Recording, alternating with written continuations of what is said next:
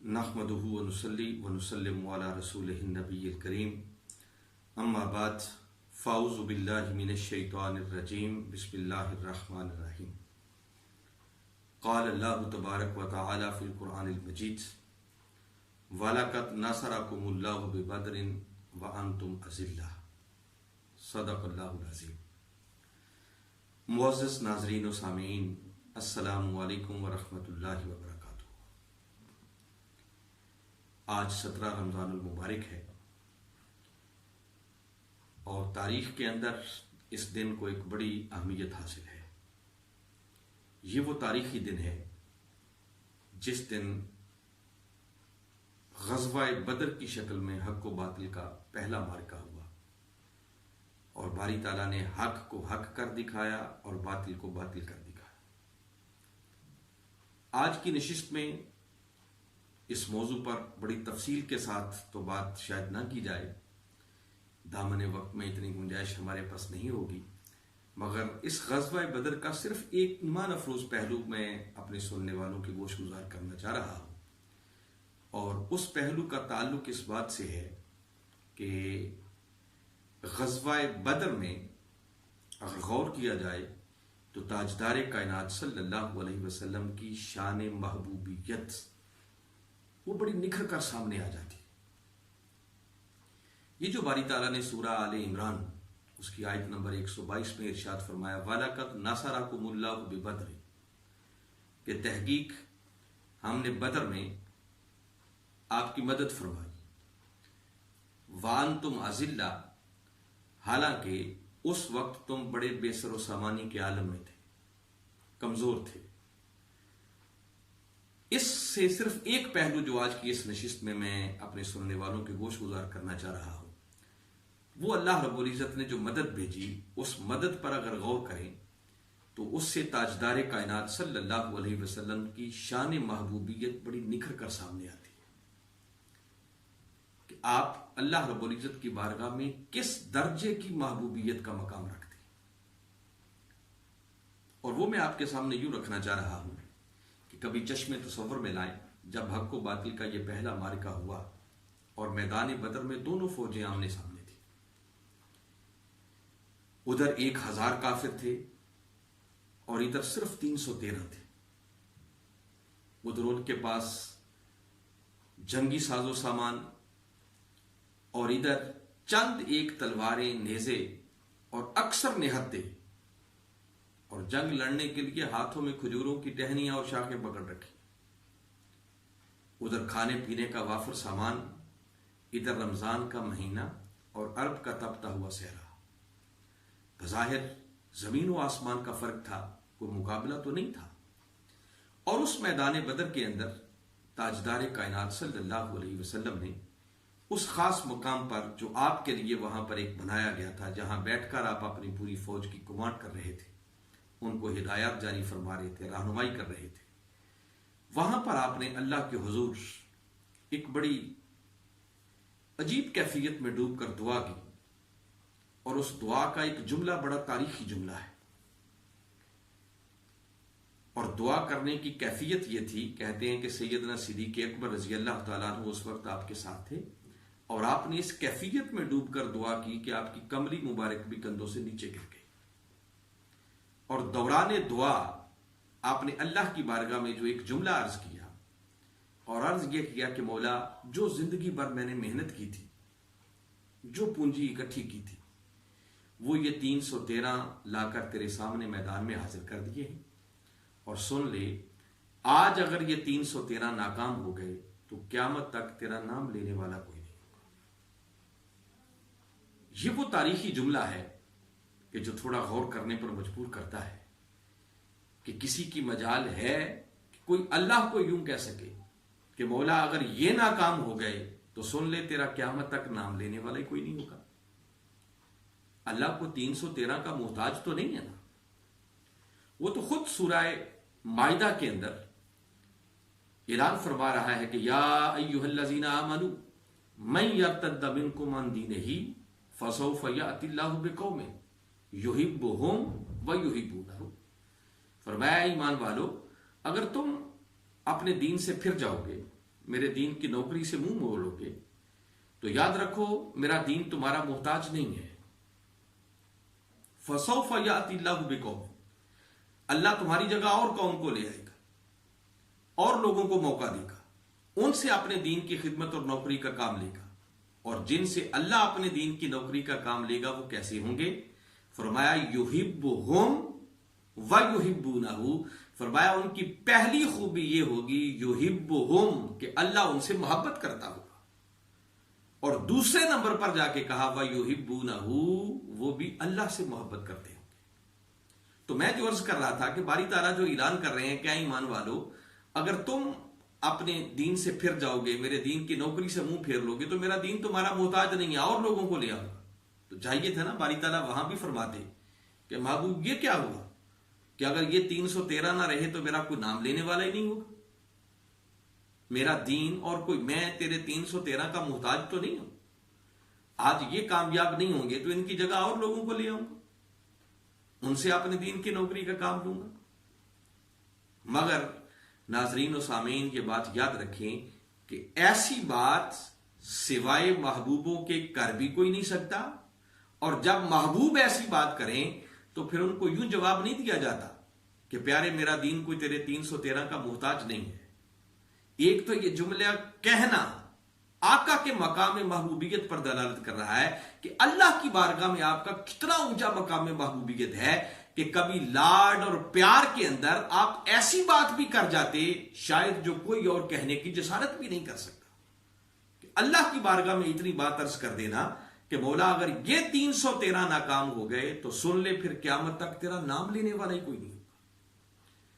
اور اللہ نے آپ کی اس شان محبوبیت کو مد نظر رکھتے ہوئے یہ نہیں فرمایا کہ محبوب میرا دین کو تیرے 313 کا محتاج تھوڑا ہے، یہ نہیں تو اور لوگوں کو لے آؤں گا. نہیں، بلکہ اللہ رب العزت نے یہ بات جو لاڈ سے محبوب نے کی سنی اور سن کر جواب فرمایا کہ محبوب کیا ہوا اگر تیرے غلام تعداد میں تھوڑے ہیں، یہ 313 ہیں، وہ 1000 ہیں، یہ نہتے ہیں، ان کے پاس جنگی ساز و سامان ہے، تو کیا ہوا ہم تمہارے غلاموں کی مدد کے لیے آسمانوں سے فرشتوں کو بھیج دیتے. قربان جائیں آقا کی اس شان محبوبیت پر. اللہ نے فرشتوں کو جنگیں لڑنے کے لیے نہیں بنائے، مگر کیا آقا کی شان ہے کہ وہ خدا اپنے محبوب کے غلاموں کی مدد کے لیے اگر چاہے تو عملاً پریکٹیکلی فرشتوں کو بھی میدان بدر میں نازل فرما دیتا ہے. احادیث کی کتابیں تو اس مضمون سے بھری ہوئی ہیں. ملائکہ آئے، کیسے انہوں نے جنگوں میں حصہ لیا، کیسے واپس گئے. مگر آئیے میں آج قرآن کی روشنی میں بتانا چاہ رہا ہوں کہ باری تعالیٰ نے سورہ انفال، قرآن پاک کی 8ویں سورت ہے اور اس کی آیت نمبر 9 کو کبھی پڑھے. اسی فرشتوں کے آنے کی بات کو جب باری تعالیٰ نے اس مقام پر کیا تو فرمایا استغیثون ربکم فاستجاب لکم انی ممدکم بألف من الملائکۃ مردفین. فرمایا محبوب یاد کرو نا اس وقت کو جب تم استغاثہ کر رہے تھے، میری بارگاہ میں دعا کر رہے تھے، عرض کر رہے تھے، اور ہم نے آپ کی دعا کو قبول کر لیا تھا اور خوشخبری بھیجی تھی کہ محبوب پریشانی کی ضرورت نہیں ہے، جاؤ اپنے غلاموں کو خوشخبری سنا دو. بِأَلْفٍ مِّنَ الْمَلَائِکَةِ مُرْدِفِينَ کہ اللہ ان کی مدد کے لیے قطار اندر قطار پورے 1000 فرشتوں کو بھیج رہا ہے. الف من الملائکہ، الف کہتے ہیں 1000 کو. تو باری تعالیٰ نے خوشخبری بھیجی، وعدہ فرما لیا کہ محبوب کیا ہوا اگر تیرے غلام تعداد میں کم ہیں تو ہم تمہارے غلاموں کی مدد کے لیے آسمانوں سے پورے 1000 فرشتے بھیج رہے ہیں. کافر بھی 1000 تھے اور اللہ نے کتنے فرشتوں کا وعدہ فرما لیا؟ 1000 کا. تاجدار کائنات صلی اللہ علیہ وسلم نے یقیناً یہ خوشخبری وصول کی. اب جب آ کر غلاموں کو سنانے لگے تو اللہ نے اس بات کو بھی قرآن پاک کا حصہ بنایا اور پھر بعد میں اپنے محبوب کو یاد کروایا کہ محبوب یاد کرو نا اس وقت کو جب تم غلاموں کو جا کر خوشخبری سنا رہے تھے. اب 1000 کافر تھے، 1000 فرشتوں کا اللہ نے وعدہ کر لیا. یہ تو 1 to 1 مقابلہ ہو گیا. تو شاید میرے آقا صلی اللہ علیہ وسلم کے دل میں آیا ہوگا کہ بھئی 1000 کافر ہیں، 1000 ہی فرشتے ہیں، تو معلوم نہیں میرے غلام اس پر بھی خوش ہوں یا نہ ہوں. اب آقا کی شان محبوبیت کا دوسرا پہلو ہے کہ آگے آقا نے پھر اپنا تصرف استعمال کیا اور وہ جو اللہ نے وعدہ 1000 فرشتوں کا کیا تھا، میرے آقا نے آ کر جب غلاموں کو خوشخبری سنائی تو 1000 سے بڑھا کر اعلان 3000 کا فرمایا۔ اب یہ قرآن ہے، میں کوئی قصہ کہانی نہیں سنا رہا۔ سورہ آل عمران قرآن پاک کی تیسری سورت ہے اور اس کی آیت نمبر 123 کو کبھی پڑھیں۔ باری تعالیٰ نے وہاں جب بات کی تو فرمایا اس، جب کلمہ اس آ جائے تو اس میں اذکر یا اذکروا فعل محذوف ہوتا ہے، تو باری تعالیٰ اذکر یعنی اس کے اندر یہ فرما رہے ہیں کہ محبوب ذرا یاد کرو، تقول للمؤمنین، جب آپ مومنوں سے فرما رہے تھے، وہ جو میدان بدر کے اندر 313 تیری خاطر اپنا تن من دن قربان کرنے کے لیے آئے تھے اور بظاہر کافروں کے مقابلے میں ان کی تعداد بڑی تھوڑی تھی، محبوب یاد کرو جب آپ اپنے ان مومنوں سے، اپنے ان غلاموں سے فرما رہے تھے، کیا فرما رہے تھے؟ الَن یکفیکم، کیا یہ تمہارے لیے کافی نہیں ہے؟ ان یمدکم ربکم، کہ تمہارا رب تمہاری مدد کرے، کیسے؟ بثلاثۃ آلاف من الملائکۃ منزلین، کہ میرے غلاموں کیا یہ تمہارے لیے کافی نہیں ہے کہ تمہارا رب 3000 فرشتوں کے ساتھ تمہاری مدد کرے؟ ناظرین مکرم ذرا سوچے، وعدہ کتنے فرشتوں کا ہوا تھا؟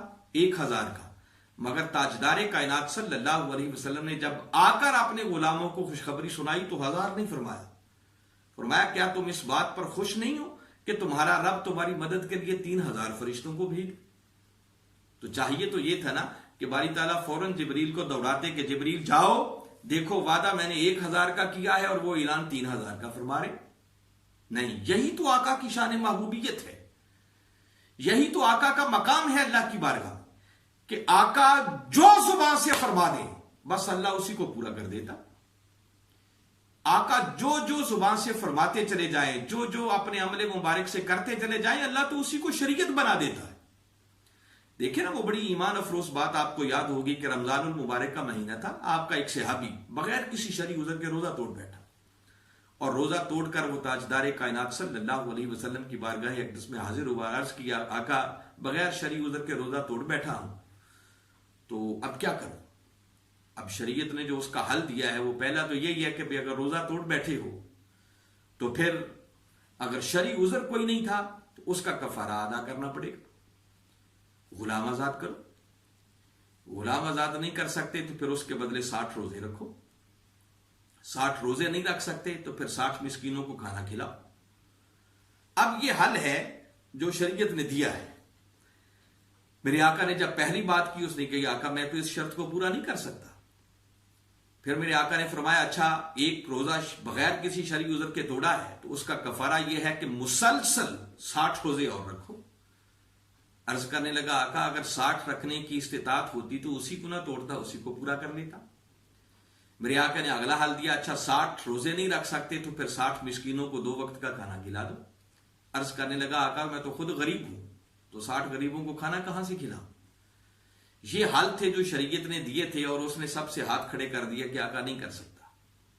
قربان جائیں اس کے خوش نصیبی پر اور میرے آقا کے اختیارات پر۔ یہ سب کچھ سننے کے بعد بھی میرے آقا ناراض نہیں ہوئے اور یہ نہیں فرمایا کہ اگر نہیں کر سکتا تو پھر میں کیا کروں، نہیں، اللہ نے ایسا مختار بنایا ہے کہ آقا جو چاہیں وہی کر سکتے ہیں۔ فرمایا اچھا بیٹھو انتظار کرو۔ بس تھوڑی دیر گزری تھی کہ میرے آقا صلی اللہ علیہ وسلم کا ایک اور غلام آیا، کھجوروں کا ٹکڑا تھا، لا کر آقا کی بارگاہ اقدس میں پیش کیا، عرض کی آقا اسے صدقہ کر دے، خیرات کر دے، بانٹ دے۔ میرے آقا نے آواز دی این السائل، وہ پہلا سوال کرنے والا کدھر گیا ہے؟ حاضر خدمت ہوا۔ میرے آقا نے فرمایا یہ کھجوروں کو ٹوکرا لے جاؤ، جا کر اپنی بستی کے غریبوں میں تقسیم کر دو، تمہارے روزے کا کفارہ ادا ہو جائے گا۔ جب اتنی بات سنی تو کیسے کیسے خوش بخت لوگ تھے، اور پھر میرے آقا کی اس محبت کو دیکھ کر، اس شفقت کو دیکھ کر وہ کتنی کتنی جسارتیں کر گزرتے تھے۔ جب اتنی بات سنی تو پلٹ کے پھر عرض کرنے لگا کہ آقا میری بستی میں مجھ سے زیادہ غریب ہے ہی کوئی نہیں۔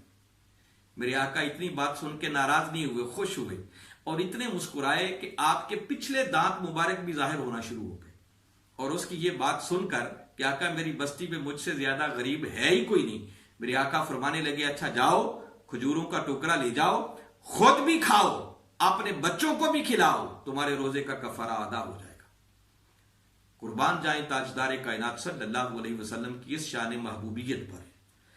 اور اتنے اختیارات ملنے پر کہ آقا جو زبان سے فرما دیں اللہ اسی کو شریعت بنا دیتا ہے. تو یہی بات وہاں بھی ہوئی. وعدہ 1000 فرشتوں کا ہوا تھا. جب تاجدار کائنات صلی اللہ علیہ وسلم نے جا کر اپنے غلاموں کو خوشخبری سنائی تو فرمایا کیا یہ کافی نہیں ہے کہ تمہارا رب تمہاری مدد کے لیے 3000 فرشتوں کو بھیج دے؟ اللہ نے روکا نہیں.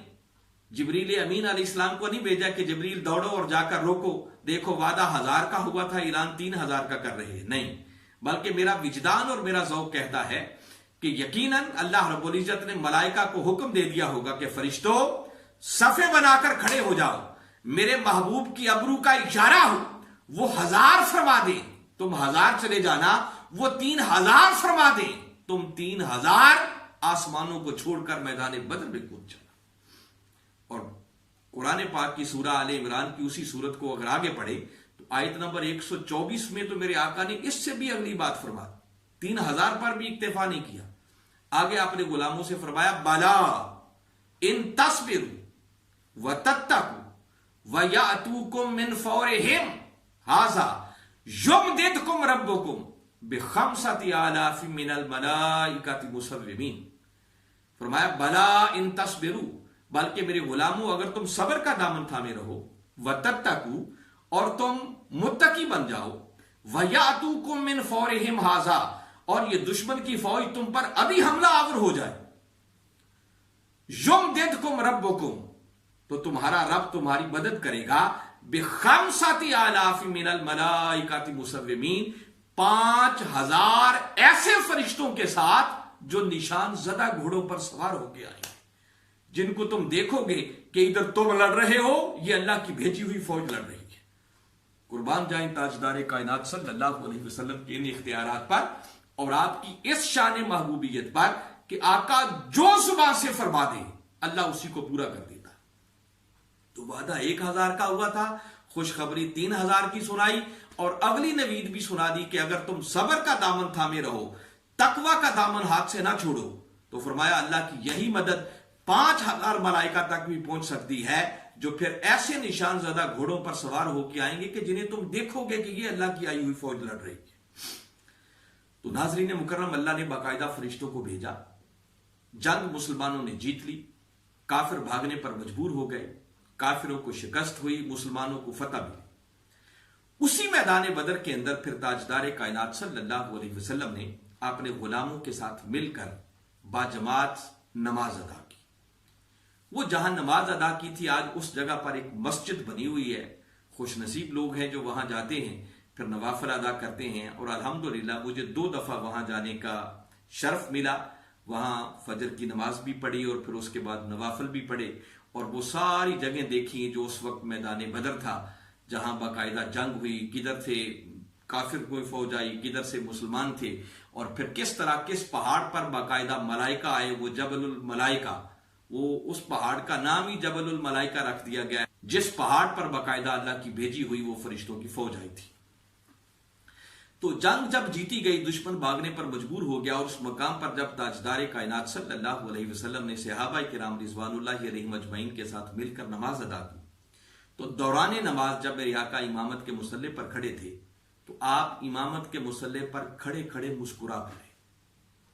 آپ نے تبسم فرمایا، زور زور سے نہیں ہنسے، بس چہرے کی کیفیت بدلی.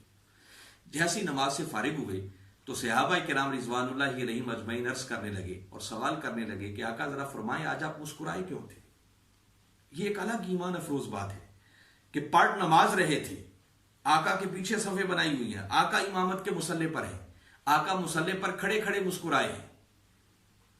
تو ایک ذہن میں سوال ابھرتا ہے کہ ان کو آقا کا مسکرانا کیسے نظر آ گیا؟ دیکھیں نا، امام کے پیچھے کھڑے ہو کر ہم نماز پڑھیں تو دوران قیام ہماری نظریں وہ تو سجدے کی جگہ پر ہوں گی، اور ایسے میں اگر امام کھڑا کھڑا مسکرا پڑے تو پچھلوں کو تو نظر نہیں آتا امام کیا کر رہا ہے.